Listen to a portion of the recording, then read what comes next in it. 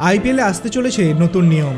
কোমরের উচ্চতার ওপর ফুল টস করলে ক্রিকেটের নিয়মে তা তো নো বল, কিন্তু প্রত্যেক ক্রিকেটারের শারীরিক উচ্চতা সমান না হয় বিতর্ক হয়। সেই বিতর্ক যাতে না হয় তার জন্য নতুন প্রযুক্তি নিয়ে আসছে ভারতীয় ক্রিকেট বোর্ড। চলতি আইপিএলে শুরু হয়ে যাবে সেই প্রযুক্তি।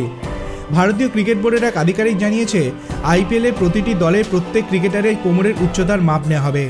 তারপর সেই তথ্য একটি সিস্টেমে রাখা হবে। যখন কোনো ক্রিকেটার কোমরের উচ্চতায় ফুল টস বলে নো হয়েছে কি হয়নি তা দেখা যাবে, তখন সংশ্লিষ্ট সেই ক্রিকেটারের কোমরের উচ্চতার মাপ দেখা যাবে। সেই ক্রিকেটারের উচ্চতা অনুযায়ী সিদ্ধান্ত নেওয়া হবে। ওই আধিকারিক আরও জানান, ক্রিকেটারদের উচ্চতা আলাদা আলাদা হওয়ায় নো বলের ক্ষেত্রে একটি নির্দিষ্ট উচ্চতা রাখা কঠিন নয়। সেই কারণেই এই সিদ্ধান্ত নিয়েছে ভারতীয় ক্রিকেট বোর্ড। এবারের আইপিএলে এই নিয়ম চালু করা হবে বলে জানিয়েছেন তিনি। এবারের আইপিএলে বেশ কয়েকটি নিয়মে বদল হয়েছে। 2টি ওভারের মাঝে নির্দিষ্ট স্টপ ক্লক আর নেই। রিভিউয়ের ক্ষেত্রে স্মার্ট রিপ্লে সিস্টেম ব্যবহার করা হয়েছে।